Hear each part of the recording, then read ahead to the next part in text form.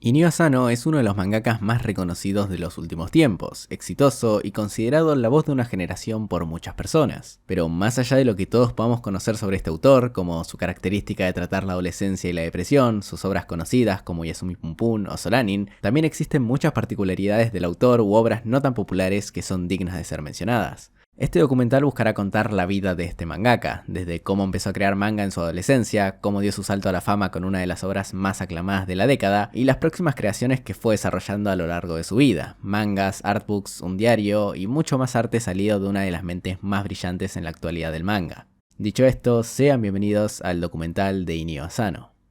Inio Asano nació el 22 de septiembre de 1980 en la prefectura de Ibaraki, en Japón. Sobre su infancia se sabe muy poco realmente. Vivía con sus padres y su hermana mayor, pero como él mismo dijo en una entrevista, no era para nada familiero. Le gustaba pasarse todo el día solo. De chico y joven no le interesaba hablar con los demás para nada, a menos que compartan gustos o algo por el estilo. Prefería estar solo y así se sentía bien. Con el tiempo iría cambiando esta personalidad y a día de hoy Asano dice ser muy distinto, no para hablar con la gente y disfruta conocer personas que tienen gustos totalmente opuestos a él. Desde siempre se notó su amor por el manga, desde que era chico soñaba con ser mangaka y por eso dibujaba yonkomas en sus ratos libres. Asano mostraba a sus amigos del colegio sus trabajos y comenzó a ganar popularidad entre ellos. A sus cortos 17 años ya tenía un renombre entre sus compañeros. Gracias a esto y al que al entrar a la Universidad Tamagawa, donde estudió y se graduó, se dio cuenta que estudiar no era para él, empezó a buscar una alternativa. Esta alternativa fue el mundo del manga, su verdadera pasión. Mandó sus mejores trabajos a una revista semanal de manga seinen llamada Big Comic Spirits, pero lamentablemente sus obras fueron rechazadas. Y aunque esto haya sido un baldazo de agua fría para el joven mangaka, le sirvió para ganar un renombre en el mundo del manga. Al ser tan joven y talentoso, lo contrataron para ser asistente de un manga llamado Saishu Heiki Kanojo, escrito por Shin Takahashi y publicado también en esta misma revista, en Big Comic Spirits.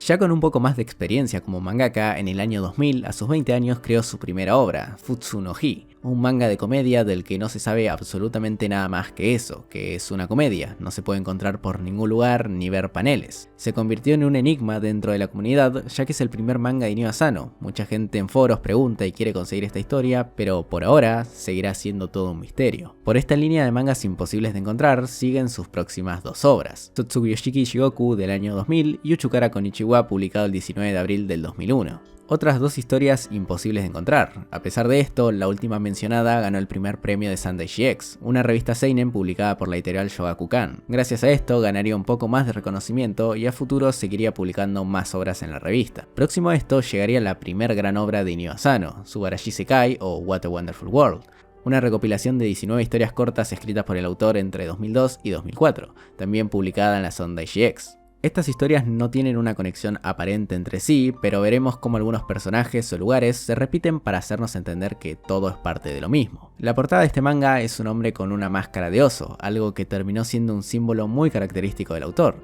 Según explica este mismo en la propia obra, su editor eligió poner en la portada al personaje con una máscara de oso porque Asano dibujaba muy mal los rostros en ese momento. Y aunque al principio esto lo choqueó, Asano cuenta que en retrospectiva le pareció la mejor decisión posible. Quizás este shock por no saber dibujar bien rostros fue lo que lo impulsó a mejorar en este aspecto, y como veríamos a futuro, las caras y expresiones faciales serían uno de sus mayores fuertes a la hora de dibujar. En esta obra se comenzaría a ver el estilo de Asano en su máximo esplendor, la crítica social constante, el interrogante del futuro y los sueños. Claramente ninguna de estas características puede ser explotada al máximo. 19 historias en menos de 400 páginas no es tiempo suficiente para crear algo espléndido, es lógico. El fuerte de esta obra es ver hechas las bases de los próximos proyectos y lo que harían grande a Inio Asano. Por ejemplo, en el capítulo Wonder Bogle, publicado en la Monthly Sandaishi X en noviembre de 2002, fue un disparador para lo que sería Solanin en un futuro. Una pareja, una banda, cansancio de la vida monótona, sueños por seguir, y todo esto en unas 20 páginas. Uno de los motivos por los que Asano fue reconocido, aún haciendo historias no tan buenas, es por el potencial que tenía. Wonder Bogle no es una historia memorable, pero tenía proyección para hacerlo, y Solanin fue el claro reflejo de eso. En el primer capítulo de What a Wonderful World, llamado A Toda Velocidad, publicado en febrero de 2002, también para la revista Monthly Sandaishi X, se nota aún más las similitudes con Solanin. Parece ser un borrador, ya que se mantienen muchas ideas, pero obviamente hechas de una manera muy apresurada y menos desarrolladas que Solanin. Incluso podemos ver paneles similares entre ambos mangas como estos. Por otro lado tenemos Sunday People, publicado en febrero de 2003, nuevamente para la revista Monthly Sunday GX. Sería una historia muy similar a Reiraku, la vida de un mangaka y todo lo que esto implica. Según explica Sano al final del capítulo, la vida del protagonista de Sunday People es como él se imagina que sería a los 35 años, aunque como veremos más adelante no fue para nada así. What a Wonderful World se centra en la vida cotidiana, los obstáculos y problemas del día a día que, como dije, sería una fuente de distintas obras futuras.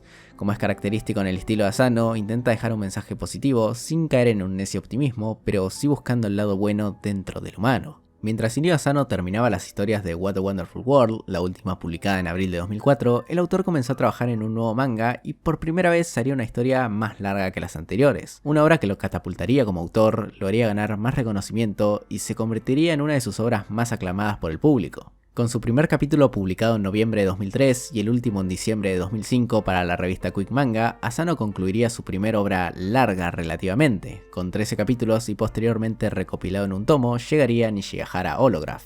Nishigahara Holograph es un puzzle, una innovadora manera de contar una historia. No mantiene la típica narrativa lineal, sino que usa una narrativa fragmentada, en la cual vemos momentos de distintos personajes, pero sin llegar a contar mucho más que escenas sueltas. Con el pasar de los capítulos se van revelando nuevos datos y se resuelven algunos misterios. Sin embargo, el no conocer la resolución de estos misterios en un inicio hace que sea imposible entender la trama en sí, o al menos la mayoría de esta, lo que le da una gran importancia a la relectura, y no releerlo por arriba otra vez, leerlo de nuevo atentamente 2 o 3 veces, las que sean necesarias. Nishigahara Holograph es un acertijo, y hasta no tener toda la información necesaria procesada, uno no puede entenderla. La obra se centra en Suzuki, un chico que llega a un colegio nuevo luego de haber estado internado en el hospital por un accidente. Posteriormente descubriríamos que este accidente fue un intento de suicidio. En su colegio anterior era dejado de lado por lo que intentó matarse, pero no pudo. En el nuevo colegio aparecerían los personajes que protagonizarían la historia. Dichos personajes aparecen como niños y como adultos intercalándose a lo largo de la historia para hacer más confusa la lectura aún. El personaje más importante dentro del colegio es Ari, una chica de pelo blanco la cual por contar muchas historias y tener una gran imaginación es marginada. Dichas historias son sobre un monstruo que vive dentro del túnel de Nishigahara, algo que más tarde nos daríamos cuenta escribía porque era la única manera de proyectar sus miedos y angustias para ella misma,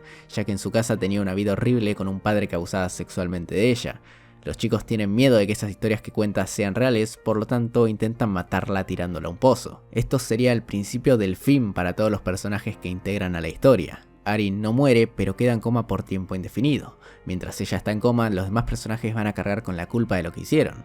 Komatsuzaki fue uno de los pocos personajes que no actuó a la hora de tirar a Ari por el túnel porque a él le gustaba ella. Sin embargo, el odio acumulado por la situación sucedida hace que se vuelva aún más violento de lo que ya era, tanto que empieza a golpear a un chico simplemente por diversión. Tras un altercado y posterior pelea con uno de sus amigos, recibe un golpe con un ladrillo en la cabeza, cosa que lo hace perder la conciencia y el control de sus acciones. Cuando Komatsuzaki es adulto nos lo muestran como una persona psicológicamente inestable, se convierte en un asesino e intenta vengarse de la persona que violó a Ari, porque antes del accidente ella había sido violada por Makoto, un personaje del que se sabe muy poco pero estaba totalmente obsesionado con Ari.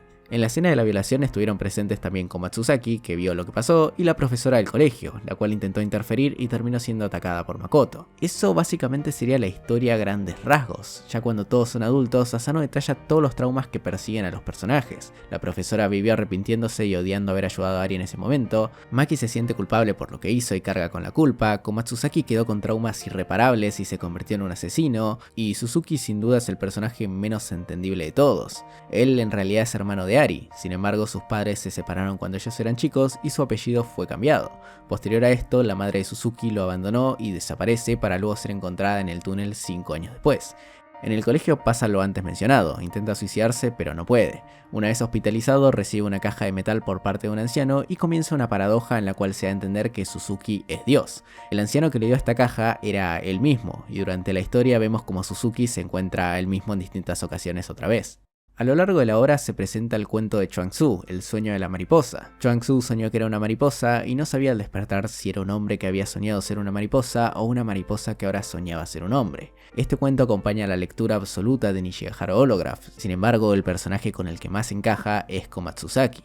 el cual tiene una historia totalmente enrevesada de locura y seguimiento de las mariposas, las cuales tienen una importancia tremenda a lo largo de toda la obra, pero no quiero detenerme tanto en este aspecto. Él despierta un día junto a Maki, otro de los personajes con un tratamiento excelente, y ella le dice que son novios, que Ari está bien, se despertó del coma y mañana la van a visitar. Parece que todo sale bien para Komatsuzaki, pero ¿él soñó que le hacía caso a una mariposa y ahora es feliz? ¿O era la mariposa que ahora estaba soñando una realidad mejor? Nishigahara cuenta con una infinidad de simbolismos. El monstruo del túnel es una analogía al miedo de las personas y el saber cómo enfrentarlos. Se debate la existencia de Dios, el cual tiene respuestas diversas dependiendo del personaje que lo explique. El pasado es un tema esencial para toda la obra, casi todos los personajes viven aterrados por esto y crecen regodeándose en la oscuridad de los traumas. Las mariposas son un eje fundamental de la obra y tienen varios significados, algunos aceptados por todos y otros debatidos entre la comunidad. Lo que es seguro es que Inio Asano, a sus cortos 24 años, creó una obra que dio para hablar durante muchos años, uno de los mangas cortos más significativos de la década y que sería el gran paso para el autor en el mundo del manga como un mangaka reconocido. Nishigahara es algo difícil de explicar. Una de las frases más conocidas del autor sobre esta historia es: "No creo que pueda volver a escribir otra obra como esta". Este manga es complicado en todo sentido, un enigma para el lector, difícil de todas las maneras posibles. La trama está narrada de manera no cronológica, nos muestran el pasado y futuro constantemente, hay muchísima información en solo 300 páginas, haciendo que cada diálogo, aunque pase desapercibido a primera vista, sea sumamente importante. Sería injusto decir que Nishigahara Holograph simplemente es un buen manga, porque fue mucho más que eso y podría generar un debate interminable. A pesar de esto, ahora no es el momento para eso. Sin duda, Inio Asano sorprendió a propios extraños con una obra de este calibre. Comenzó a indagar en la oscuridad del ser humano, alejándose de lo que habíamos visto en What a Wonderful World y yendo por un lugar poco frecuente en el manga. El autor no tuvo tapujo a la hora de detallar asesinatos, violaciones, pedofilia y cualquier cantidad de cosas turbias necesarias para acompañar a una narrativa excelente y compleja como la de Nishigahara Holograph. Paralelamente a este manga, Asano estaba trabajando en Hikari no Machi, o El barrio de la luz en español, publicado entre abril del 2004 y enero del 2005 para la revista Sunday GX. Este manga narra varias historias de residentes en un complejo departamental. Este complejo está ubicado encima de una colina y recibe mucha luz natural, por lo tanto lo apodan como el barrio de la luz. El autor usa la luz como un símbolo de la pureza o perfección, da a entender que los habitantes no tienen problemas, viven una vida inmejorable, pero nada más lejos de la realidad. La obra nos da a conocer la vida de los distintos vecinos de este barrio, personas que a priori parecen corrientes y tranquilas, pero el mangaka se esfuerza en detallarnos de manera cruda y realista cómo puede existir oscuridad dentro de la vida de cada uno. Todo esto rodeado de un existencialismo digno de Inio Asano. Al igual que en What a Wonderful World, son mini historias que se conectan entre sí, sin embargo existe una diferencia entre estas conexiones. Subarashi Sekai da pequeñas pistas de que todo sucede en el mismo universo, con personajes secundarios apareciendo de fondo o lugares que se repiten, pero Hikari no Machi hace todo más claro. No solo los relatos suceden en la misma ciudad, sino que las historias se conectan. Algunos personajes se conocen, interactúan e incluso son claves de forma correlativa. El autor utiliza características similares a las antes vistas en What a Wonderful World, el futuro, las parejas, el existencialismo, pero también introduce nuevas problemáticas. Por un lado, se trata frecuentemente el suicidio. Si bien la temática no puede ser explorada en su totalidad por el hecho de que El barrio de la luz es una obra relativamente corta, el asunto se toca constantemente y juega un rol importante para la historia. Por otro lado, el dinero, otro tema recurrente de la obra. Asano desarrolla la importancia del dinero en muchos niveles. Se habla sobre el desarrollo urbanístico, la propia ciudad es causa de la urbanización de un pequeño pueblo, junto a esto se habla sobre las compañías, el propio egoísmo de estas y la contaminación resultante. Por último, Asano hace una constante comparación, dinero y felicidad. Una de las ideas que más se repite en Hikari no Machi es que el dinero da felicidad o que la gente mientras más dinero tenga, más feliz será. El autor intenta hacernos empatizar con la gente que no ve esto de esta manera, con el personaje que ve el dinero como un medio para un fin, el personaje que gana más dinero que sus amigos pero eso le da igual, no se siente bien por eso, en cambio se siente bien por trabajar de lo que le gusta, o el personaje que parece ser un ambicioso pero en realidad quería usar el dinero para cumplir un sueño. El hecho de que El barrio de la luz cuente distintas historias y a su vez tenga la duración de un solo tomo hace que no se puedan tratar tan profundamente las problemáticas que la misma propone, pero por primera vez comenzamos a ver un desarrollo del existencialismo propuesto por el autor. No llegaría al mismo nivel que en obras como Solanin, ni mucho menos Oyasumi Pum Pum, pero a pesar de esto es interesante ver cómo de a poco Asano empezaba a tratar problemas que serían característicos de su estilo narrativo. Luego de la publicación de estas dos obras medianamente largas del autor, Inio Asano comenzaría la publicación de la, considerada por muchos, obra magna del mismo. Con su primera publicación en junio del 2005 para la Weekly Young Sunday, el mundo vería el nacimiento de Solanin.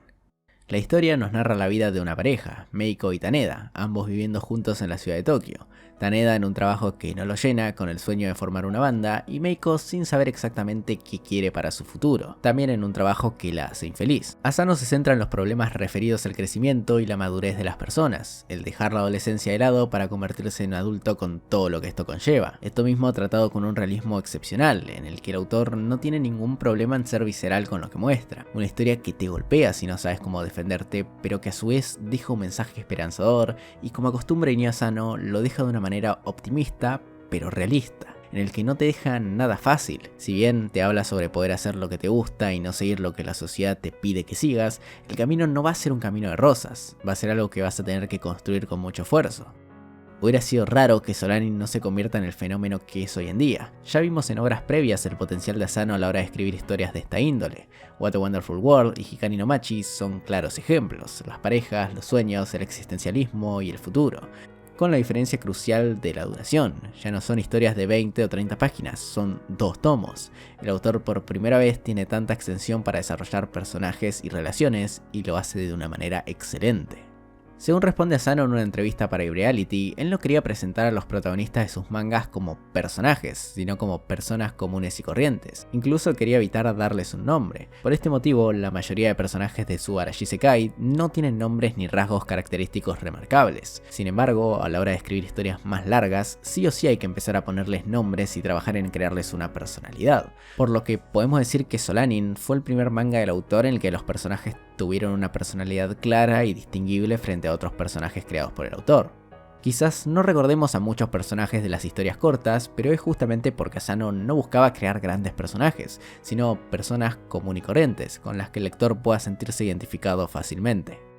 Volviendo a Solanin, conocimos nuevas facetas del autor. Si bien ya vimos muchas veces en obras previas relaciones de pareja, nunca se había tratado de una manera tan sublime.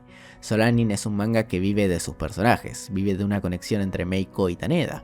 Lo que llamamos comúnmente como pareja es el alma de esta historia, los hilos que mueven a la trama.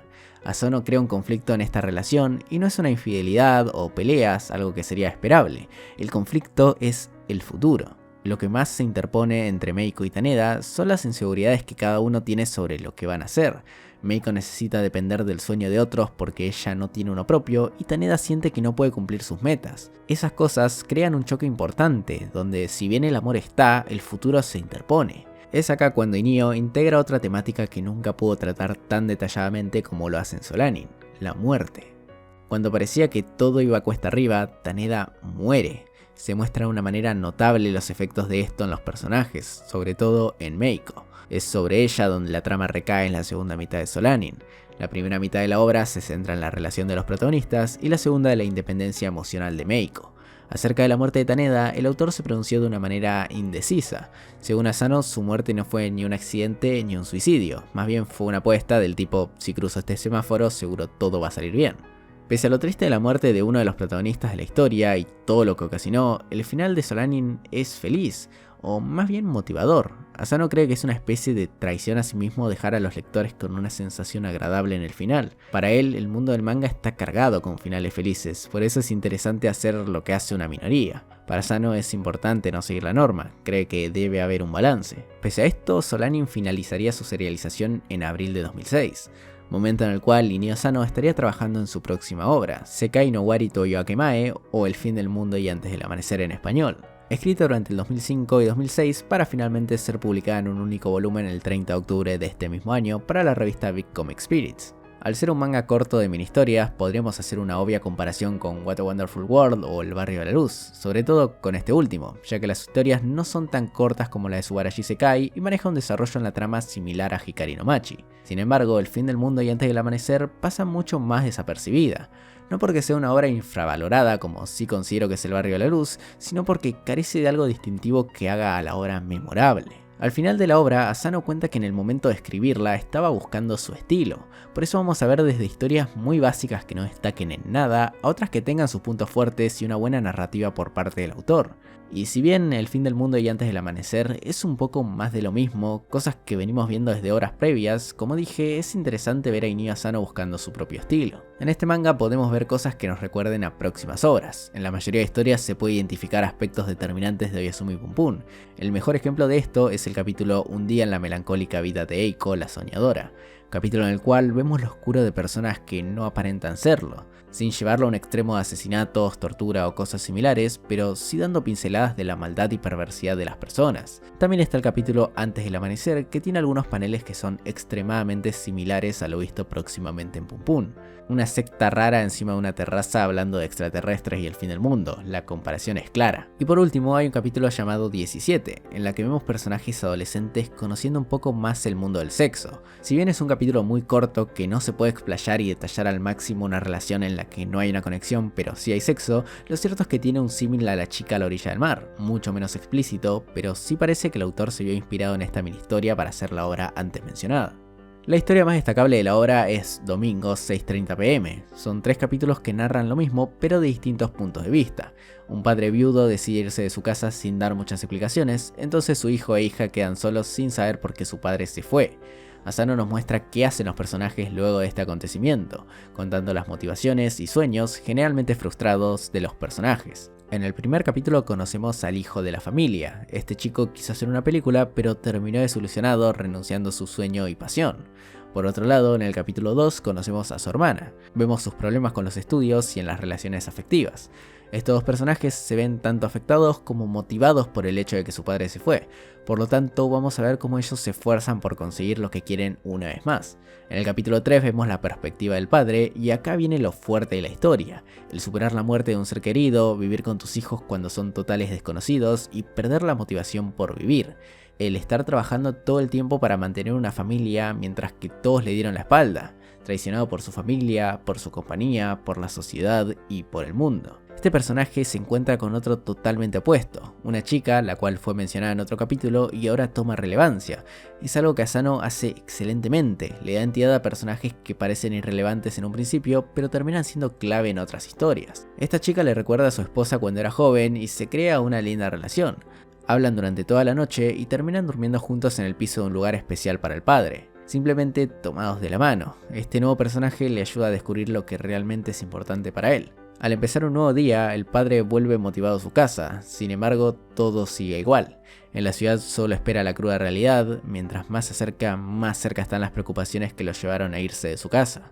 Y si bien la familia ideal con la que soñaba en un pasado ya no existe, él puede seguir creyendo en su familia porque de eso está hecha la familia, de creer. El fin del mundo y Antes del amanecer no es un manga especial del autor. Como dije antes, Asano estaba buscando un estilo y esta obra fue un experimento para ir puliendo su carácter como mangaka. Fue un manga bisagra, ya que en este pudo ampliar hacia nuevos horizontes y, como mostré antes, abrió paso a lo que sería su obra maestra junto con Solanin, la que compite directamente con esta, la que lo consagró como un mangaka histórico e hizo que gane el apodo de la voz de una generación.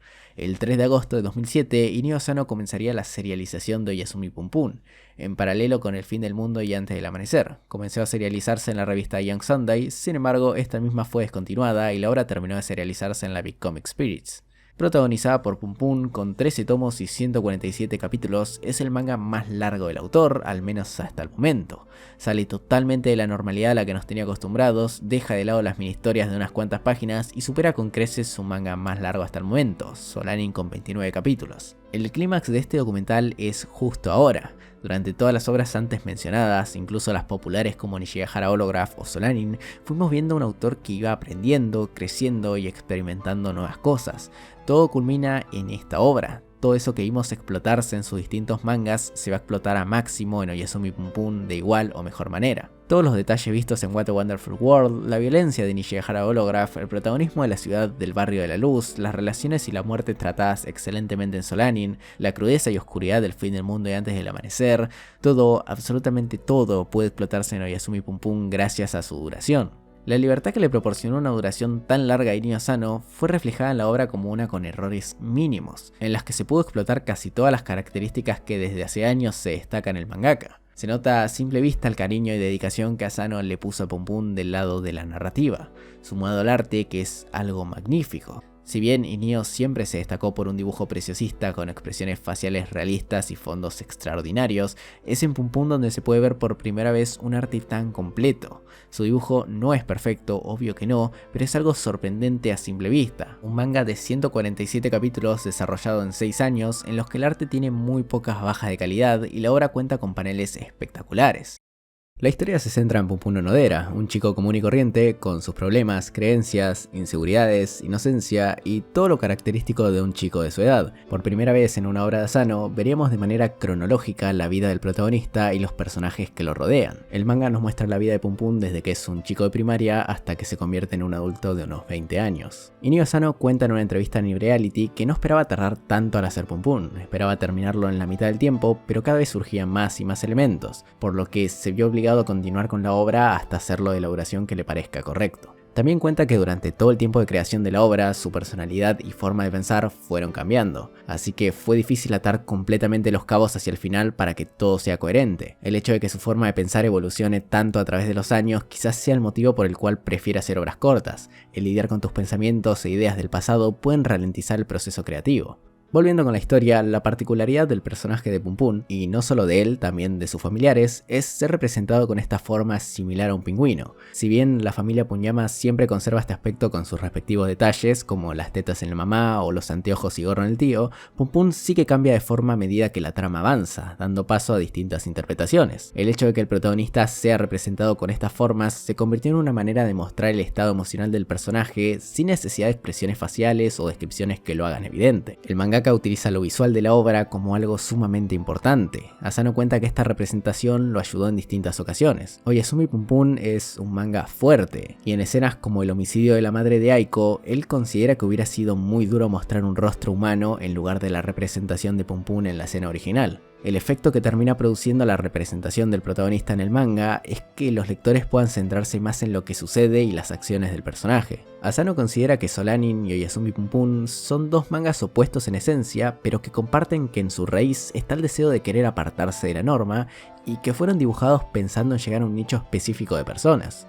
Como mencioné antes, él sostiene que hacer un final feliz en Solanin fue una especie de traición, por lo que con Oyasumi Pum Pum buscó generar un equilibrio. El final de Pum Pum es algo que tiene que ser tomado con pinzas. Existe gente que lo ama, gente que lo odia y gente que no lo entiende. Esto es debido a que Oyasumi Pum Pum no tiene un final, o sí, pero no uno convencional. Las historias son líneas rectas, líneas que empiezan en cierto punto y terminan en otro, el inicio y el final. Sin embargo, Pum Pum más que una línea recta es un círculo. Todo esto en palabras de Asano. Aunque en mi humilde opinión creo que no es ni una línea recta ni un círculo. Oyasumi Pum Pum es una espiral. En cierta manera, el final da a entender que todo se repite, pero no es una repetición exacta, es una especie de imitación de lo antes sucedido, con cosas extremadamente parecidas, pero no iguales. Esto nos saca el peso de decidir si Pum Pum tiene un final feliz o un final triste. La respuesta correcta es que no hay un final claro, pero si queremos buscar una respuesta concreta y hablar de cómo es el cierre argumental del personaje principal, es un final bastante deprimente.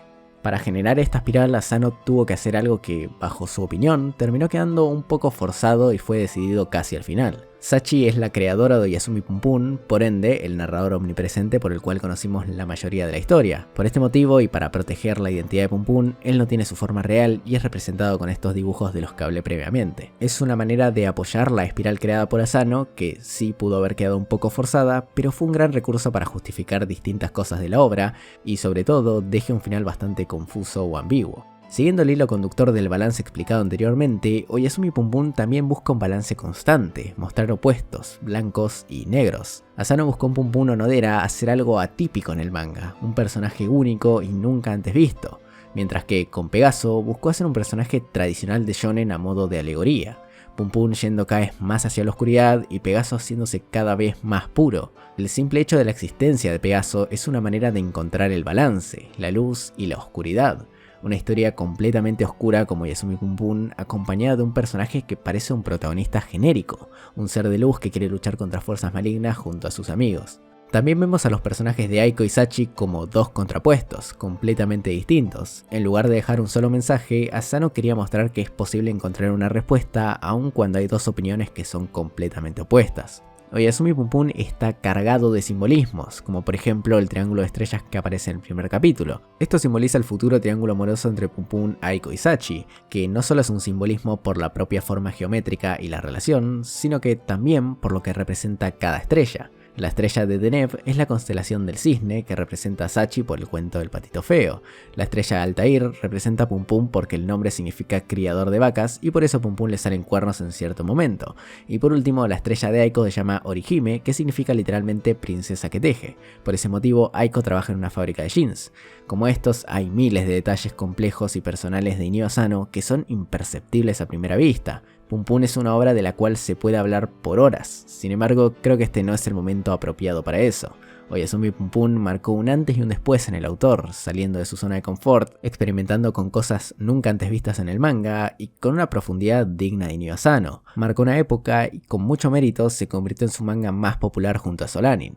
Hablando de este último y antes de avanzar con la próxima obra, Solanin hizo algo que ningún otro manga de Inio Asano había hecho hasta ese momento, tener una adaptación. Por muy popular y querido que sea el autor en el mundo, ninguno de sus mangas tiene una adaptación al anime, sin embargo sí tiene una adaptación live action. El 3 de abril de 2010 llegaría la película live action de Solanin, protagonizada por la célebre actriz Aoi Miyazaki y convirtiéndose sin duda en una de las mejores adaptaciones que se han hecho de un manga a live action. El largometraje se destaca bastante ante otras similares. Para una persona acostumbrada a Hollywood y a los clichés típicos de películas estadounidenses, Solanin puede ser una obra que deje bastante que desear. Sin embargo, con el contexto adecuado, es un film muy distinguido. Cuenta con grandes actores, un buen trabajo a la hora de representar a los personajes de manera fiel, pero no bizarra a la vez, una paleta de colores ideal, una fotografía excelente, y aunque hay algunos personajes que sobreactúan un poco o se siente incómodo verlos por ser demasiado japoneses, en normas generales cumple con su función de adaptar la obra original y hacerlo de buena manera. Solanin es una historia bastante centrada en la música, por lo que tiene que tener un acompañamiento musical inmejorable, y lo hace, con la canción homónima de parte de la banda Asian Kung Fu Generations, y esta canción tiene la particularidad de ser escrita en su totalidad por Inio Asano. La banda usó la letra escrita por el mangaka en la obra original y creó la canción que todos conocemos. Esta no sería la única canción escrita por Inio Asano, también escribió algunas canciones para bandas como Denpagumi. En una entrevista comparó el proceso creativo de dibujar un manga con el de escribir una canción. Cree que son cosas muy similares con un proceso idéntico, pero la diferencia está en las libertades creativas que ofrece la música.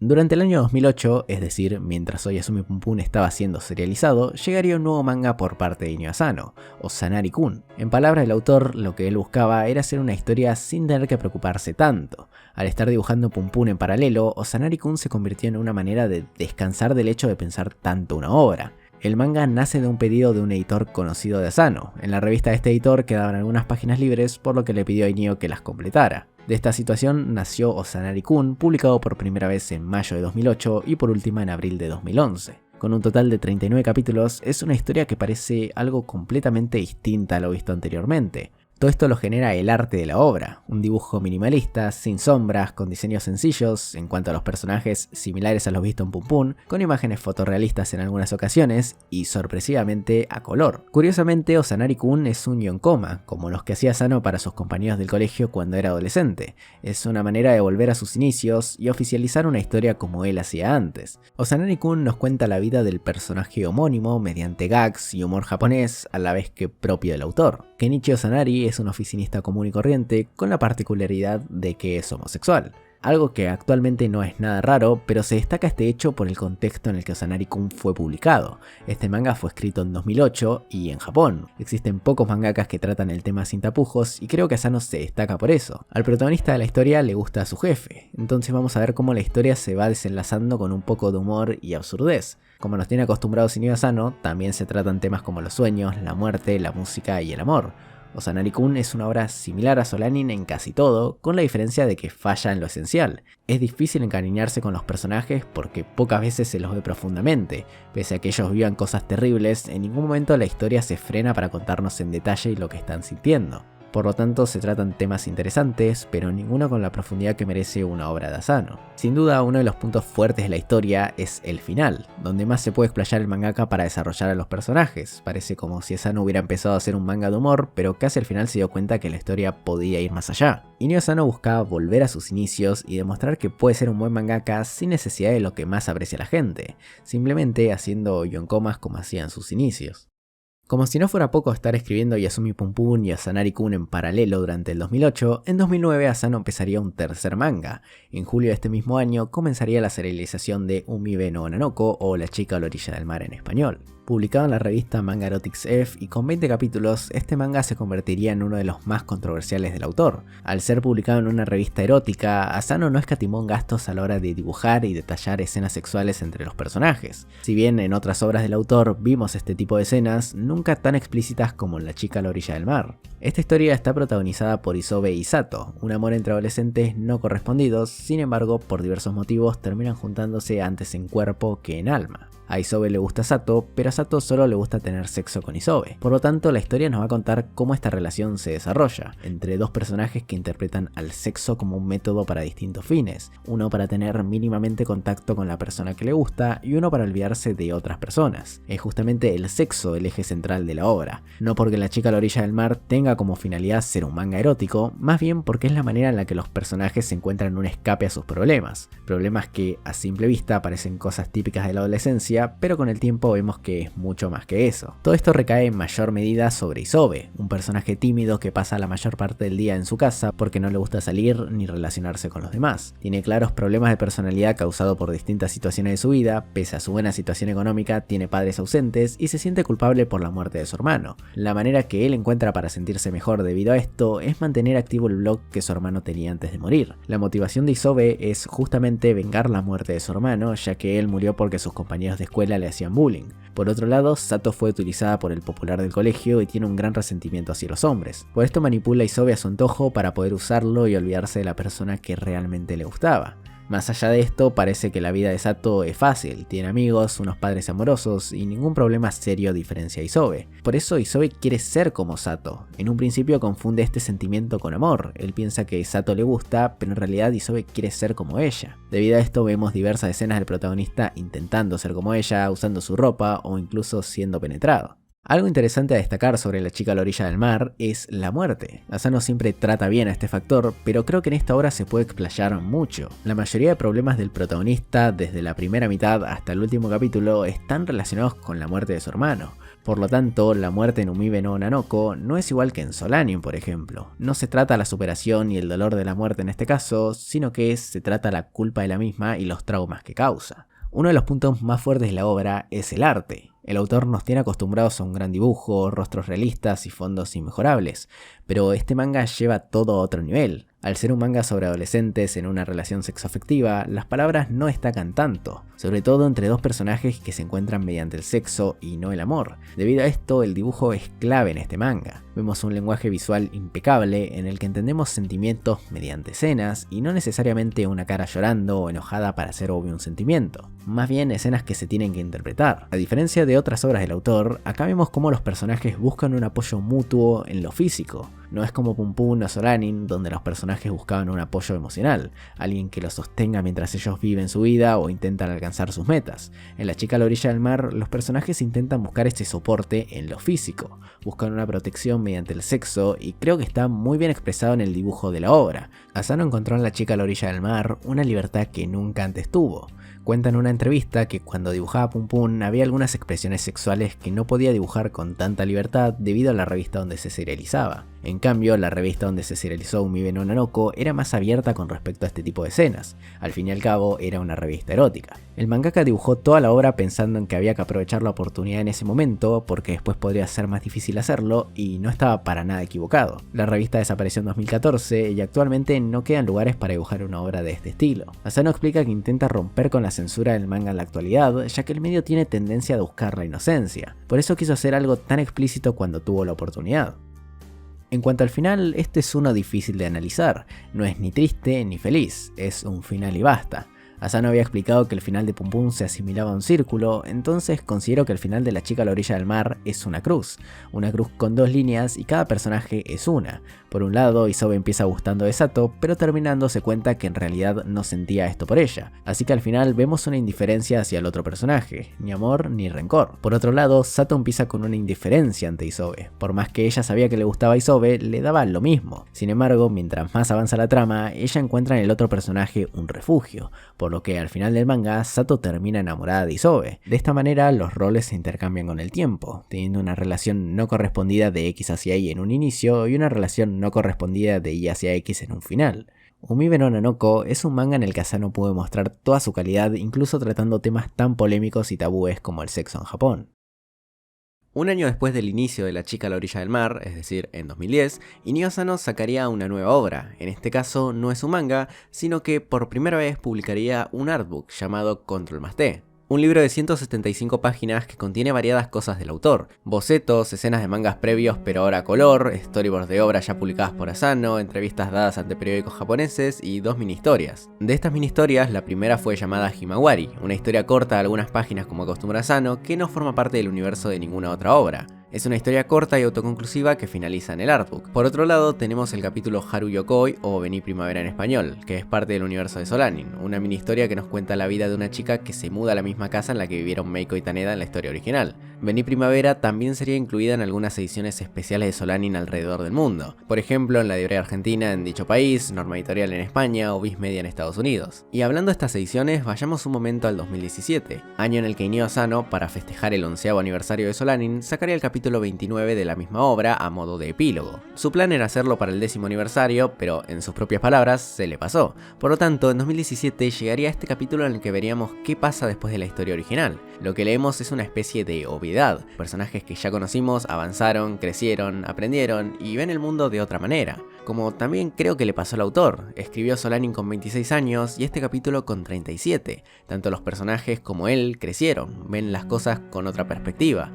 Se llevó perfectamente el capítulo 29 porque siguió el curso natural de las cosas. Si bien el final de Solanin era un poco abierto y podíamos interpretar que los personajes iban a triunfar en la música, este capítulo llega a ser un golpe con la realidad y mostrar que a veces los sueños no se cumplen, pero nunca está de más seguir luchando por ellos. Por eso es un perfecto final para Solanin. Por otro lado, vemos cómo Asano evolucionó no solo en su manera de pensar, sino que en su manera de dibujar, con un arte menos realista en cuanto a rostros y expresiones, más asimilado a sus últimas obras, pero con el mismo cuidado preciosista de detallar al máximo todo dibujo que haga.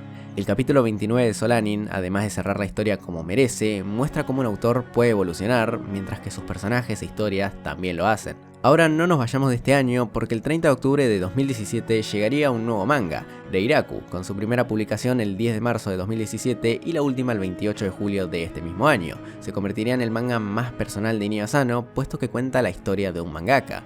A diferencia de la mayoría de sus obras, esta no se centra en un joven con un sueño o que esté transitando la adolescencia. Al contrario, se centra en un adulto que ya cumplió ese sueño, el sueño de ser un mangaka conocido.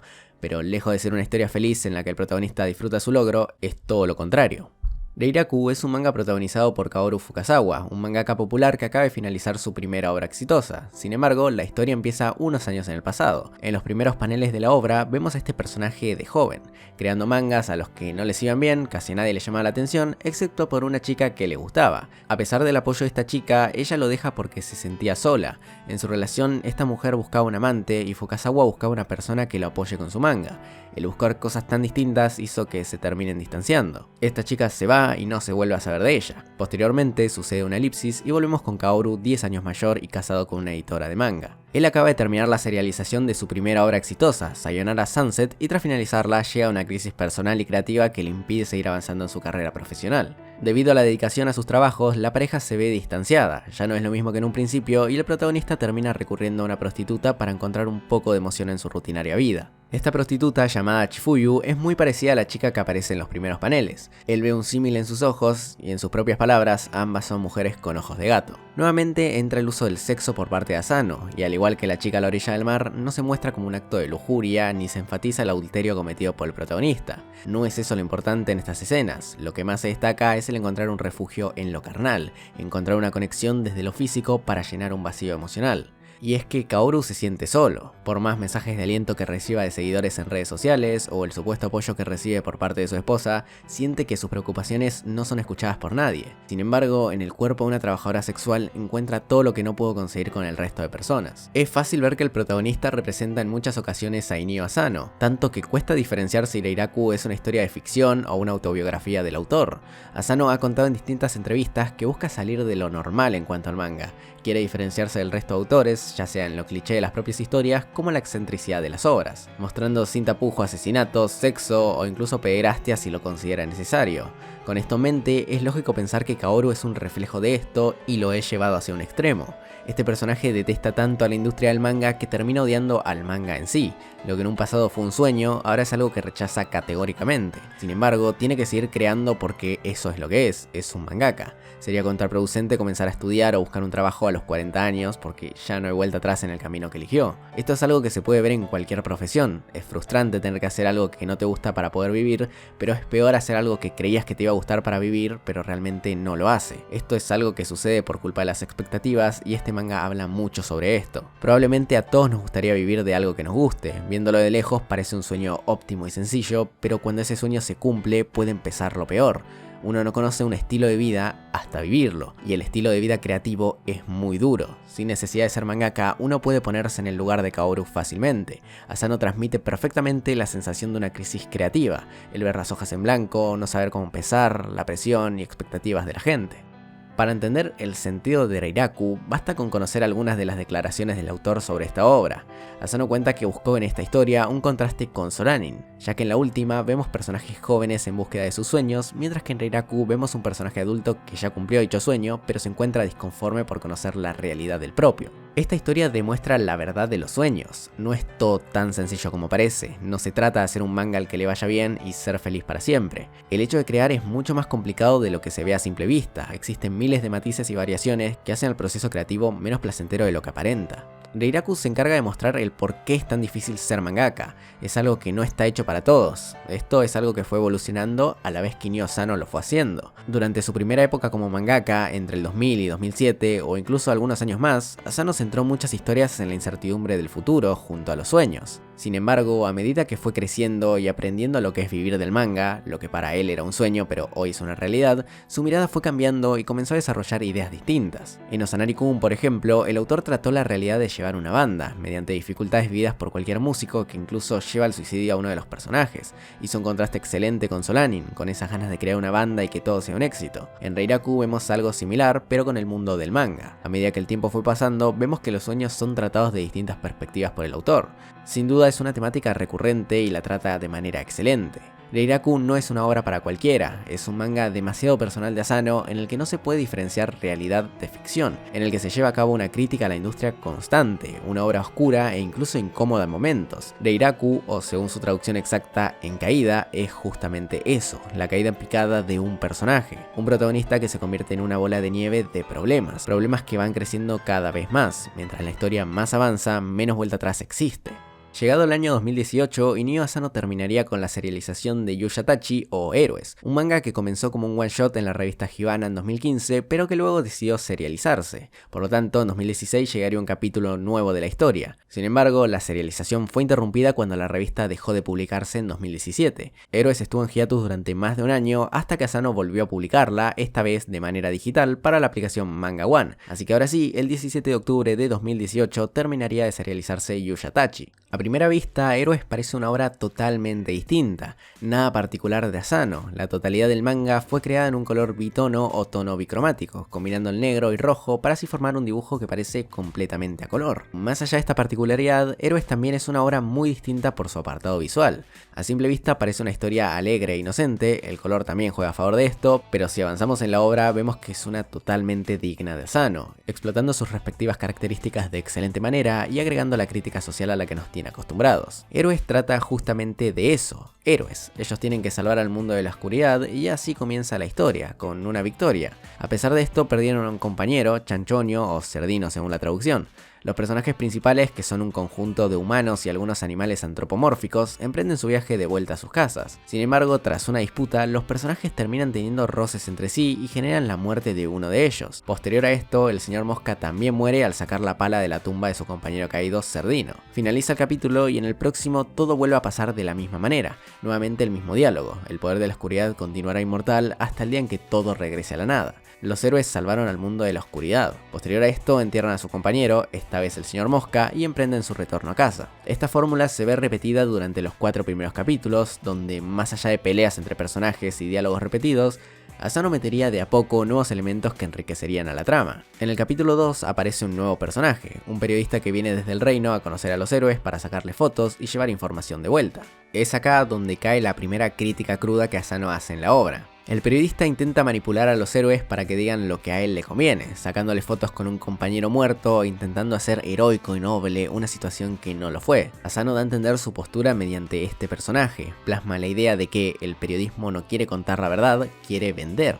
porque no vende la verdad, vende el chisme. Posterior a esto llega el capítulo 4 donde Asano, mediante su humor, cosa que funciona bastante bien en la obra, habla sobre el aspecto físico y lo que esto genera. En este capítulo los héroes sufren una maldición que cambia su aspecto de manera radical. Vemos a Peligrosa, personaje que parecía un monstruo, convertirse en una persona atractiva, o al menos para el personaje de Yamamoto, el cual se ve atraído por la nueva apariencia de Peligrosa, un personaje al que nunca le había dicho ni una palabra, pero ahora se ve claramente interesado en ella. En cambio, Sonia Lina tiene un aspecto bastante raro, entonces Yamamoto no le presta atención mientras que él antes demostraba atracción hacia ella. Esto lo veo como una crítica de los aspectos dicotómicos entre el físico y la personalidad. Personajes con rasgos poco atractivos pero con buenas intenciones, o personajes atractivos indiferentes. Para ver esto de mejor manera hay que ponerse en la piel de Yamamoto, personaje que al principio le gustaba a Sonia Lina pese a su indiferencia, pero una vez que su aspecto cambia se fija en Peligrosa, que además del atractivo físico trata de manera amable y cariñosa a Yamamoto. Es una manera de demostrar que lo lindo de una persona está dentro, desde la obviedad que el físico puede cambiar y no con una maldición como Yushatachi, el paso del tiempo lo hacen todas las personas.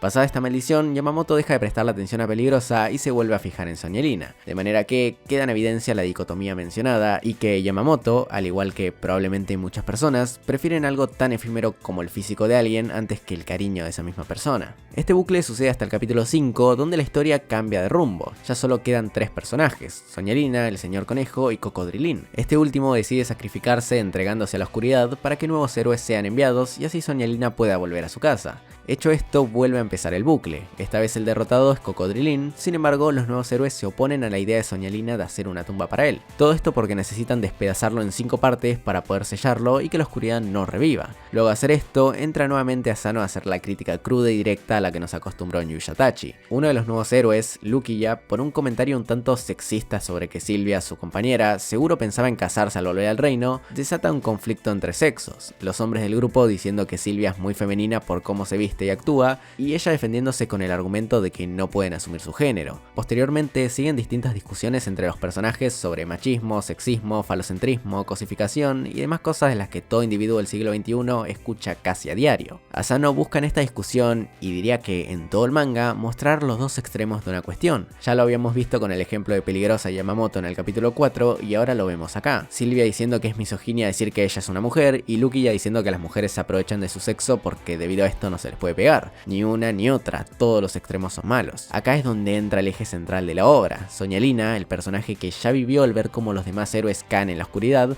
ahora ve cómo el grupo tiene conflictos por una discusión banal.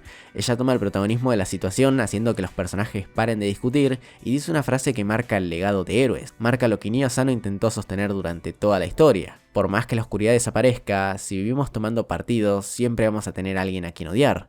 Una frase fuertísima y que no solo es esencial para héroes, sino que es esencial para la vida misma. Este mensaje que quiere destacar Asano podemos verlo en todos lados. Discusiones de sexo, política, deportes, entretenimiento. Todo es malo cuando se busca odiar a alguien, cuando se toma partido a nivel de defender a muerte una postura. Y si bien Sonia Lina entiende esto, ya es muy tarde. Ella fue controlada por la oscuridad, porque como bien explica Nietzsche, quien con monstruos luche, cuide de no convertirse en uno. Cuando miras largo tiempo un abismo, el abismo también mira dentro de ti. Por esto mismo, Sonia Lina ya está perdida en ese abismo, está totalmente controlada por la oscuridad. Los héroes pelean con ella y la escena se interrumpe para pasar al próximo capítulo. En el capítulo 7 vemos un flashback sobre Sonia Lina. Su madre había fallecido, no tenía amigos y sufría un abuso tanto de otros niños como de su padre.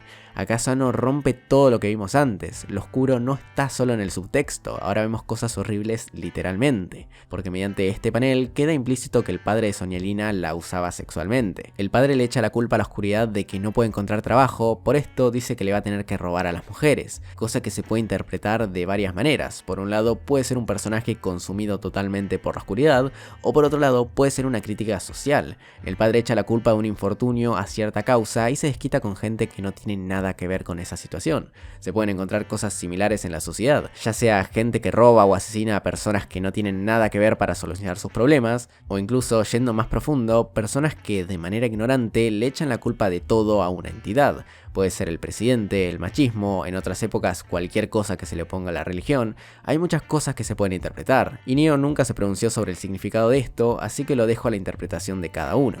Luego de esto vemos el cómo se conocieron Soñalina y Cocodrilín. Tras una buena acción desinteresada de este último, él queda malherido y Soñalina lo abraza, demostrando que, aunque no supiera, ella tiene poderes curativos. Cosa que, si bien puede tomarse como algo lógico, debido a que Soñalina fue uno de los héroes que más aguantó estando en el bosque y que siempre se mostró que tenía algo especial, también lo podemos ver desde el lado más abstracto de la cosa. Se puede interpretar como que el cariño o las acciones desinteresadas pueden curar. En una obra tan literal como Héroes, donde la oscuridad es un enemigo con entidad y los héroes son sacados de cuentos épicos, no es una locura ver esta escena como algo más metafórico de lo que es. Como en todo Yushadachi, realmente la oscuridad no tiene entidad y el amor tampoco, pero Asano se empeña en crear un mundo literal, una parodia directa a los cuentos épicos que tiene mucho más subtexto de lo que parece en realidad.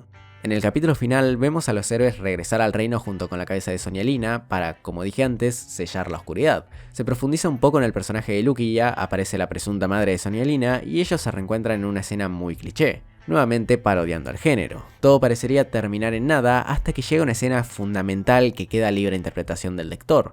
El señor Conejo, personaje que no murió y que sabe todo lo que pasó en realidad, se encuentra con el cristal magno, donde está la cabeza de Soñalina siendo exhibida enfrente de todo el pueblo. Todos los habitantes felices, celebrando que por fin la oscuridad se fue, e incluso un pueblerino dice: riamos ante el cadáver de esta niña vulgar. El señor Conejo se va, se lo ve en estos paneles de espalda, hasta que en una de las últimas páginas del manga aparece este panel increíble.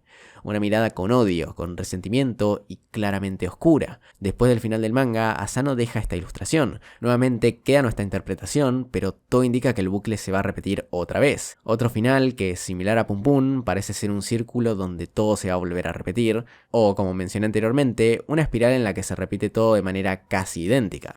Este mismo año llegaría otro manga. Después de 10 años del fin del mundo y antes del amanecer, Asano volvería a publicar una recopilación de mini historias, o para ser más correcto, una antología. En este caso, el autor no buscó poner un título que tenga que ver con alguna historia en particular o con todo el manga en sí, como El Barrio de la Luz, sino que este nuevo manga se titularía Antología de Inio Asano. Es una recopilación de 13 historias del mangaka, algunas como nos tiene acostumbrados y algunas bastante diferentes. El primer capítulo es la monstruosa Red-chan, publicado originalmente en 2005 para la revista Young Gangan. Es la historia de una chica que tiene una cara extremadamente rara, como si fuera un monstruo, pero es una persona normal. Red-chan no era una chica muy popular hasta que ayuda a una compañera de su clase evitando que se le caiga una carta por la ventana. Desde ahí todo el colegio la ama, se vuelven fanáticos de ella. Naturalmente la trama se desarrolla para mostrarnos que la gente en realidad no la quiere, quieren creer que la quieren porque sería algo correcto. Hay un personaje que se opone a que la gente se fanatice tanto con ella y dice algo que me parece ser lo que Asano quería expresar con la historia. El forzarte a no discriminar a la gente no te hace una buena persona. El autor busca criticar al bullying en sí, pero también a los que luchan contra esto de forma superficial, solo para alimentar su propio ego. Hay una escena que me parece muy interesante de la obra. En un momento Red-chan pierde una competencia y de repente se ve la verdadera cara de las personas. Todos dejan de alentarla y amarla, pero existe una persona que sigue diciéndole que la ama. Ella sigue alentándola, sin embargo cuando los demás se percatan de esto, obligan al personaje a que se calle, haciéndola formar parte nuevamente del sentimiento de rebaño, pasando de amarla a odiarla de un momento a otro. Ese personaje no era como los demás, de verdad empezó a querer a Red-chan cuando todos lo hacían, y cuando todos volvieron a ser indiferentes con ella, ese personaje también lo hace. La monstruosa Red-chan es una crítica excelente, no solo al bullying, sino también a las víctimas, los victimarios y las personas que no hacen nada, pero que de igual manera participan. También tenemos los capítulos del Hombre Suave. Son 3 capítulos, todos publicados en 2016 para un webmanga llamado Funwari Kyogetsu. Los 3 capítulos cuentan la misma historia. Un hombre que va a buscar a una mujer a la salida de un supermercado. Ellos ya habían quedado en verse a modo de cita algún día. El problema es que la mujer es bastante tímida, por lo que no quiere decirle que sí por vergüenza. La diferencia de cada capítulo son las perspectivas. En el primero vemos las escenas y las conversaciones, nada más. En el segundo vemos lo mismo sumado a los pensamientos de la mujer. Entonces vamos a conocer lo que pensaba al momento de decir las cosas que dice o hacer las acciones que hace. En el tercer capítulo vemos lo mismo, pero del lado del hombre. Es una manera de conocer una historia con distintas perspectivas, y pese a que sea una obra muy simple, la forma es innovadora e interesante. El capítulo probablemente más interesante de todos los de antología de Inio Asano es Tempest, en el que se ve un Asano totalmente distinto en muchos aspectos, con la crítica social que lo caracteriza, pero cambiando su enfoque. Ya no son los jóvenes y la madurez, es lo contrario, los ancianos y su vida en la sociedad. Tempest, publicado originalmente en 2018 para la revista Big Comic Superior, narra la historia de los ancianos en un futuro cercano, en el cual las personas que cumplen 85 años son transferidas a distritos especiales para mayores, donde serán cuidados durante 5 años por profesionales certificados por el gobierno. Viven una vida tranquila con la opción de recurrir a la eutanasia voluntaria, es decir, decidir cuándo morir y hacerlo sin dolor por una intervención médica. Sin embargo, si la persona no quiere recurrir a la eutanasia, pasados esos 5 años, los ancianos se someten a la prueba de ancianidad. Si se aprueba, se pueden reintegrar a la sociedad con pleno derecho como ciudadano, pero si se falla, se les retira la tarjeta de derechos humanos y pueden volver a salir al mundo. El problema es que no pueden usar el transporte público, no pueden sentarse en asientos de la calle, pierden todo derecho y dejan de ser considerados personas, así que la gente puede robarlos o herirlos sin sufrir ninguna consecuencia. Todo esto que sucede lo generó el primer ministro de Japón, con el fin de incentivar a la gente a casarse joven, subir la tasa de natalidad y reducir gastos públicos en ancianos ya que no son útiles para la sociedad. Por el lado del arte es inmejorable. Pocas veces Asano pulió tanto una historia de este tipo, con escenarios realistas de ciudades, muchos rostros diferenciables y originales, hasta el más mínimo detalle en cada dibujo, y esto lo hace realmente una historia hermosa de leer en cuanto a lo visual, cosa que hace un claro contraste con el verdadero tema de la obra. Otro aspecto que toca Asano de manera genial en Tempest es la condición humana. La crítica se hace clara cuando se cosifica a la misma condición. El ser humano, algo tan profundo y que da para hablar tanto, se reduce a una tarjeta. Una simple tarjeta resume la palabra humano y los derechos que esto mismo te da. La crítica es precisa y contundente. Lo peor de la obra es la sensación de que esto podría pasar en cualquier momento. Asano siempre juega con el miedo a la realidad, generalmente el miedo a crecer, el miedo al futuro, pero en Tempest es el miedo a que la ficción se haga parte de la realidad lo que aterra. En el epílogo de antología de Inio Asano, el autor cuenta que no tuvo ninguna intención grandilocuente a la hora de hacer esta historia. No tenía el fin de advertir a las generaciones actuales, simplemente él quería expresar su sensación de que algo así podría ocurrir y que las consecuencias de eso le íbamos a tener que asumir nosotros cuando llegara el momento. En este mismo manga aparecería otra historia que ya vimos, Kirasoles o Himawari, la mini historia también publicada en el artbook Control+T en 2010. Originalmente publicada en mayo de este mismo año para la revista Monthly Spirit, narra la historia de un hombre cuyos padres murieron en un accidente. Él había invitado a sus padres a que vayan a unas termas y en ese viaje sucede este accidente. Entonces él se siente culpable y se refugia en internet, en ver gente opinando sobre el accidente y, tal como dice el protagonista, aferrarse a opiniones ajenas para encontrar por escrito algo que siente pero es incapaz de expresar. La obra recuerda a Nishigahara Holograph en el sentido de lo compleja que es por su narración. Si bien al ser una historia corta es menos difícil, tiene un gran valor de relectura. Cada diálogo y detalle importa. Asano cuenta que Himawari fue una inmodesta idea de crear una historia corta a la que mereciera el apelativo de obra maestra. Sin embargo, el intento de que esto se lleve a cabo lo terminó llevando a un proceso creativo confuso. Girasoles trata de mostrar el rechazo del autor hacia una cultura de internet, un poco de lo que se pensaba que iba a pasar cuando el internet sea cosa de todos los días. Recordemos que esta historia fue escrita en 2010, momento en el cual el internet se estaba globalizando para llegar al fenómeno que es actualmente. A pesar de esto, Asano considera que Himawari fracasa en el sentido que su contenido es extremadamente complicado de transmitir al lector. Decidió publicar esta historia en antología de Inio Asano porque le pareció que fue una obra que no tuvo el reconocimiento que merecía cuando se publicó en 2010, ya que solo se podía leer en la revista original de la primera publicación y en el artbook Control+T. Asano quería incluir esta historia porque quería que más gente la conozca y porque le pareció interesante que Himawari albergue un rechazo hacia el internet, cosa que actualmente no tiene. Además de estas historias, Antología de Inio Asano tiene varias más. Algunas pasan desapercibidas en comparación a las antes mencionadas por no traer nada muy innovador o simplemente no ser buenas. Sin embargo, esta obra incluye una historia muy interesante llamada Tigres y Leones o Toshi no Se en japonés. Esta tendrá importancia en un futuro cercano, pero no nos adelantemos. Mientras tanto, pasemos al año 2019, año en el que llegaría otro nuevo artbook por parte de Asano, la parte 2 de Control+T llamada Control+T 2, un nuevo libro de bocetos e ilustraciones del autor. A diferencia de la primera entrega, esta no tiene mini historias, storyboards ni tampoco entrevistas a Asano. Es un libro de 237 páginas de ilustraciones a color y bocetos de Inio. En este caso, de sus obras más actuales. No hay tantas ilustraciones de Pum Pum, Solanin o What a Wonderful World. Son, en su mayoría, de obras de la época como Héroes, Tempest, La chica a la orilla del mar, entre otros. Posterior a este segundo y último artbook hasta el momento, Inio Asano sorprendería al público otra vez con una obra distinta. Nuevamente no es un manga, pero tampoco es un artbook, es un diario. En 2019 en Japón y 2020 para España llegaría Diario de un mangaka. A diferencia del resto de sus obras, esta no sería de ficción, sino más bien de su día a día como persona. El autor escribe este diario a lo largo de un año, desde mayo de 2018 hasta mayo de 2019. A pesar de esto, fue publicada desde julio de 2018 hasta agosto de 2019 en Webchikuma, mostrándonos sus preocupaciones, obligaciones y todo lo que tiene que hacer una persona adulta cotidianamente. Es un libro que debe ser leído por alguien que se apasione por el autor y quiera saber sobre su vida. No van a encontrar algo sorprendente, una enseñanza de vida, ni una escritura espléndida digna de un dramaturgo inigualable. Es para conocer un poco más sobre Inio Asano, empatizar con él y ver que es un ser humano como todos. En el diario, Asano cuenta su día a día, intercalando esto con anécdotas o pensamientos que él tiene. Por ejemplo, cuenta el momento en el que se compró una casa, cómo conoció a sus asistentes, la relación que tiene con ellos, cómo son, sus métodos de trabajo, entre muchas otras cosas. La escritura es bastante sencilla para que todos puedan entenderla sin problemas, y al ser narraciones de un día a día, la obra es muy literal. Sin embargo, Diario de un mangaka es una pieza fundamental para conocer la psicología de Inio Asano, sus pequeñas manías, costumbres, pensamientos e incluso motivaciones para sus obras. El capítulo 1, Compro una casa, junto a su extra Asisto a la autoescuela, narra estos dos procesos.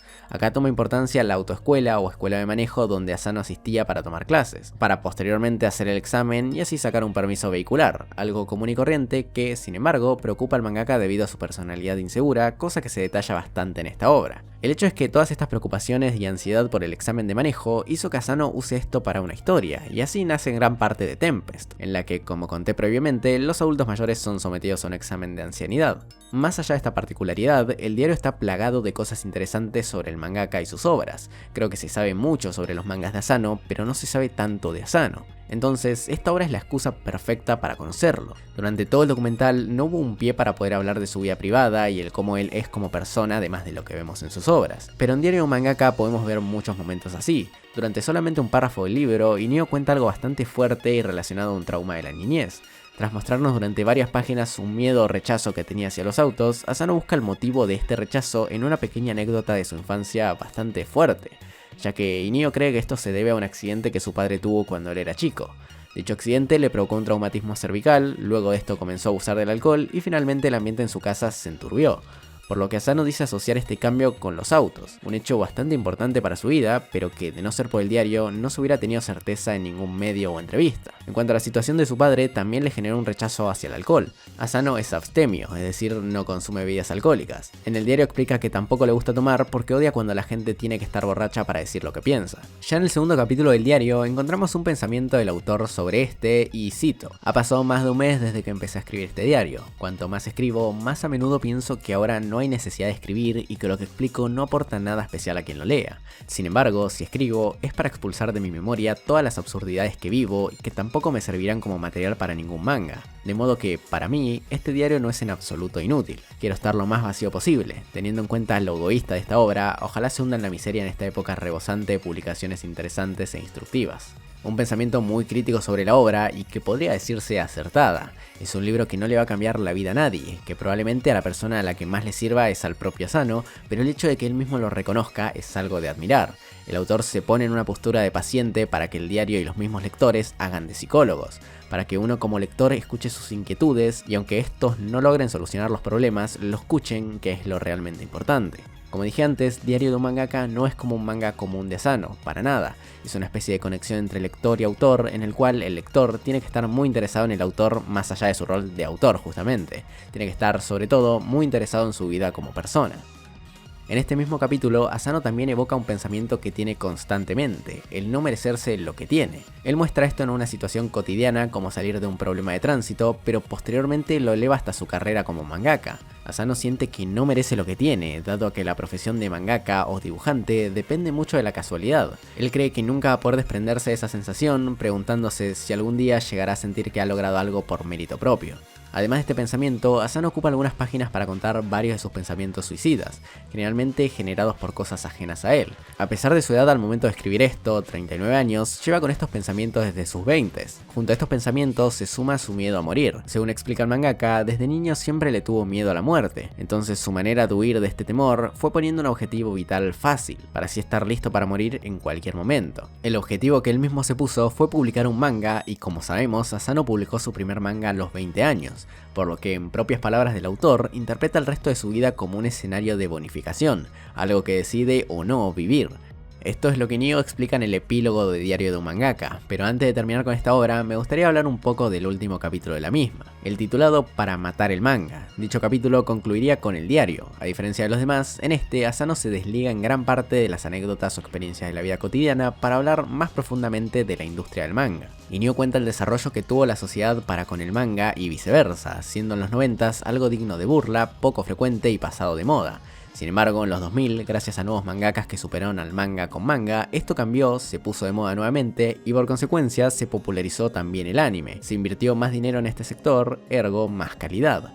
Asano cuenta que en ese momento sintió que el anime y manga, dos cosas que siempre fueron distintas, eran casi idénticas. Los mangas comenzaron a explotar clichés de manga, algo que hasta ese momento no había sucedido. Las obras transmutaron hasta ser obviedades y el público comenzó a consumir cualquier cosa que se produzca sin consideración alguna. Según Asano, el manga hizo una sublimación, ha trascendido del entretenimiento para convertirse en un producto de primera necesidad. Sin embargo, Inio cree que nadie necesita el manga. Si este desapareciera, quedarían muchas otras formas de entretenimiento, solo se verían perjudicados los autores y editoriales. Asano cree que la mayoría de mangas actualmente buscan el éxito en llegar a la pantalla, es decir, conseguir una adaptación para el anime. De esta manera, el manga por sí solo sería algo incompleto, todos seguirían este mismo modelo y las obras que destaquen o escapen de este precepto hecho quedarían en un nicho específico. Cuando este se dictamine, ya no habrá manera de que la obra se convierta en un nuevo modelo a seguir y todo seguirá el mismo bucle actual. El autor opina que esto puede cambiar cuando la gente se canse de esto, o quizás el manga se convierta en una cultura tradicional y esto perdure con el pasar del tiempo.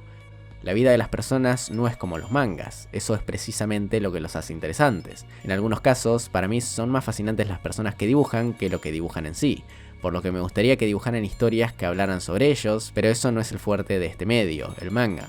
Seguido a esto, él cuenta una pequeña anécdota que resume todo este capítulo del diario. Una vez, un dibujante joven y talentoso me preguntó: Asano, ¿por qué dibuja manga? Mi respuesta fue: para matar el manga. Sonó como una broma, pero la verdad es que lo dije en serio. De esta manera se da por finalizado Diario de un Mangaka en agosto de 2019, y tendremos que esperar hasta el 18 de noviembre de este mismo año para tener novedades de Inio Asano. Ya que este mismo día Asano creó un canal en YouTube. Durante el diario y en las distintas ocasiones que se pronunció sobre la plataforma, dijo que hubiera preferido ser youtuber antes que mangaka. Quizás siempre sea en tono humorístico, pero parece que en el fondo había algo de verdad. Por lo tanto, creó este canal en el que estuvo activo desde el momento de su creación hasta la actualidad, haciendo streamings de juegos como Portal, Pikmin y sobre todo Minecraft, lo que más abunda en su canal. Asano mantiene una buena regularidad, haciendo generalmente un directo cada 2 o 3 semanas y en su momento de mayor actividad una vez por semana. Además de hacer gameplays, Asano hace streamings dibujando paneles de sus mangas. En dichos directos vemos el proceso creativo de su arte, se ve el esfuerzo que pone en cada uno de sus dibujos. Basta con ver que en 3 horas de directo apenas puede terminar 2 paneles para ver lo agotador que es ser mangaka. Y como si no fuera poco los directos jugando y dibujando, Asano también hizo 2 canciones. Se vuelve a reencontrar con el mundo de la música como cuando escribió las canciones de Tenpangumi o la de Solanin, esta vez con un estilo totalmente distinto, innovando con un género alternativo similar a 8 bits y psicodélico. Hasta la actualidad, es decir, septiembre de 2021, mantiene esta regularidad.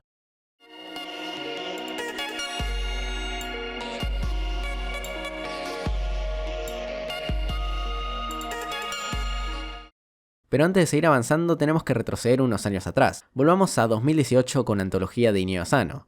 Como dije hace unos minutos, quedaba por hablar de un capítulo, Toshi no Se, una mini historia con un ambiente muy distinto al que Asano nos tiene acostumbrados, yendo por el lado de lo bélico y dejando de lado los problemas existencialistas, la madurez y adolescencia. Toshi no Se, publicado originalmente para la revista Monthly Spirits en febrero de 2014, contaría una historia poco frecuente para el catálogo de Asano, yendo por el lado de la ciencia ficción y cambiando radicalmente el estilo de sus dibujos, con personajes de pequeños tamaños y rostros más caricaturescos que los previamente vistos, que generalmente eran muy realistas. Sin embargo, como vimos en Héroes, no hay que dejarnos engañar por el arte en una historia de Asano, ya que como uno podría imaginar, la historia termina siendo trágica y oscura. El autor explica que la idea de Toshi no Se nació en un momento en el que se la pasaba viendo películas de guerra y jugando videojuegos FPS de tipo bélico. Como ya vimos antes con Tempest y El Examen, lo que hace Asano en su vida personal suele tener importancia a la hora de crear una historia. Además de esto, cuenta que se inspiró en Italia para la mayoría de paisajes, ya que había visitado el país previamente porque fue invitado a un festival de cómics. El no poder comunicarse con los italianos también fue motivo de inspiración para Toshinose, ya que en esta se muestra la impotencia de no poder comunicarse debido a la barrera idiomática. Y Nio cuenta en el epílogo de antología de Inio Asano que Toshinose fue la historia corta que más le gustó crear y la que mejor le salió. A pesar de esto, el esfuerzo no se vio valorado por los lectores y la historia pasó sin pena ni gloria. Aunque este, sin duda, no sería el final de un Asano experimental que intenta incursionar en la ciencia ficción, ya que el autor volvería a intentarlo, pero esta vez con más tiempo y esfuerzo, haciendo nuevamente una serie larga, de hecho la segunda más larga en su carrera después de Oyasumi Pum Pum, y por eso el 28 de abril de 2014 se publicaría el primer capítulo de Dead Demons Destruction, un cambio de aires para el autor. Según él relata, tras Pum Pum tenía la sensación de que una historia con tanta realidad y tantos sentimientos era agotadora y necesitaba un cambio. Por eso pensé en algo de ciencia ficción para que pudiera centrarme más en el entretenimiento, aunque cuando lo lees no es así del todo. Pero es algo fresco y así también pude balancear más mis sentimientos porque después de Pum Pum estaba destrozado y agotado, quería algo diferente. Por esto mismo, Dead Demons es una obra bastante distinta a lo que nos acostumbra Asano en muchos factores. Si bien sus características como artista, crítico y escritor siempre están presentes, la base de la historia es muy distinta a lo hecho en sus últimos años como mangaka. Podría decirse que a partir de acá, más o menos a inicios de 2014, comienza un cambio en Inio Asano, ya que como vimos antes, llegarían obras como Héroes que serían un estilo totalmente innovador, no solo en aspectos de la historia, sino que también en el arte de las obras. Dead Demons vino con un aire fresco para cualquier lector de Asano, sobre todo en los personajes, que ya no tienen ese aspecto realista típico del autor, sino que ahora tienen aspectos más caricaturescos y algunos aparentan ser niños. Por ejemplo, las protagonistas de Dead Demons, Kadode y Oran, parecen mucho más chicas, pero en realidad tienen 18 años. Esto se repite con varios personajes de igual manera, sin embargo, este nuevo cambio no significa que el arte de Asano en este manga sea uno totalmente simplificado como el que vimos en Osanari-kun por ejemplo, para nada. Los diseños de personajes son innovadores, pero los escenarios, fondos y objetos son extremadamente detallados. Los edificios, naves, armas, absolutamente todo lo que se ve en el manga está repleto de un preciosismo excepcional. Este estilo de arte no se quedaría como el predeterminado de Inio Asano, ya que este iría variando dependiendo la obra. En 2014 veremos por primera vez este nuevo estilo en Toshinose y posteriormente en Dead Demons. Sin embargo, en 2016 volverían los diseños típicos de Asano con el hombre suave y en 2017 con Reiraku. Posteriormente, en 2018 saldría Héroes volviendo al nuevo estilo caricaturesco y en este mismo año Tempest con el arte realista característico de Asano. Parece que al autor le gustan ambas maneras de dibujar y las va variando. Es algo que se siente refrescante porque así él se puede tomar más libertades a la hora de crear y diseñar tanto un mundo como sus personajes.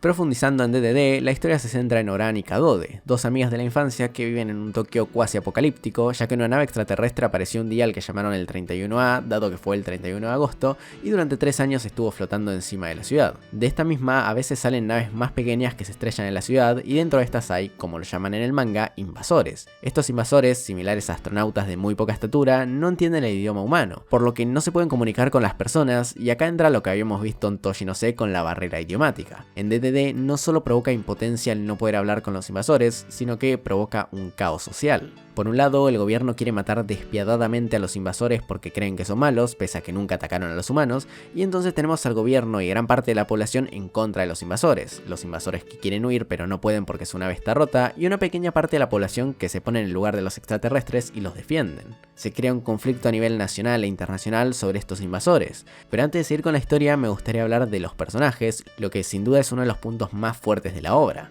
Como expliqué, Kadode y Oran son las protagonistas. Kadode, por su parte, fue abandonada por su padre el día del 31A y vive con una madre ausente que es totalmente egoísta. La presencia del personaje de su madre se iría desarrollando con el pasar de los capítulos y se explicaría el poco cuidado que le da a su hija. Kadode tiene como interés amoroso a su profesor, el cual obviamente es mayor, una idea que nunca había sido planteada por Inio Asano sorpresivamente. Es la primera vez que vemos este tema en uno de sus mangas y es tratado de una buena manera. Por otro lado, Ouran, o como Kadode le dice, Ontan, es una chica excéntrica e histriónica interesada en los juegos FPS online que a priori no parece tener tantas preocupaciones como su amiga. Cuenta con ambos padres, ellos tienen una buena posición económica y su hermano es muy atento con ella. Pese a estas facilidades vemos que Ontan es igual de interesante que Kadode, ambas son una dupla excelente para un manga como este y se nota a simple vista el amor que Asano les tiene. Según cuenta Inio para iReality, a diferencia de Pum Pum le gustan mucho los personajes de Kadode y Oran. La razón de eso es que ellas no son parecidas a él en nada, son personajes completamente diferentes.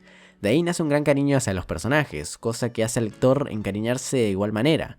Son personajes con los que uno puede empatizar fácilmente. Los personajes secundarios no tienen tanta importancia al inicio, pero son el grupo de amigas, la que tomaría más relevancia es Kurihara junto a su novio Kenichi, Makoto, este chico que le gusta ponerse una peluca, Futaba, Watarase, el profesor de Kadode, Oba, un invasor que se metió en el cuerpo de una persona y conocía a los protagonistas, y un personaje que sería un eje fundamental del manga, Isobe-chan. Él es un personaje de un manga que los personajes de DDD leen. Isobe-chan es una parodia directa a Doraemon, un extraterrestre que saca tecnológicos objetos de un bolsillo mágico para ayudar a una persona. Él funciona como una alegoría a los hechos que suceden en el manga constantemente. Con la tecnología que los invasores tienen, y siendo Kadode el personaje que representaría a la persona ayudada por Isobe-chan en el manga, la cual se llama Debeko, la parodia directa de Nobita. Esta representación está presente desde el inicio, pero sería en la segunda parte del manga cuando esto sería más evidente. Y hablando de Kadode, con ella también juega un rol fundamental Isobe-chan, ya que es un manga que le apasiona. En un principio parece no tener explicación, pero en un capítulo explicarían el porqué. Kadode leía a Isobe-chan desde muy chica y quería verse reflejada en Debeko.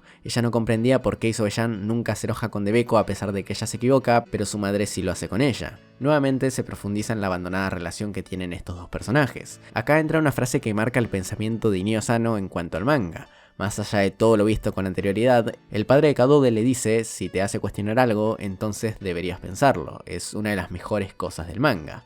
Y al igual que con muchos medios artísticos, lo es.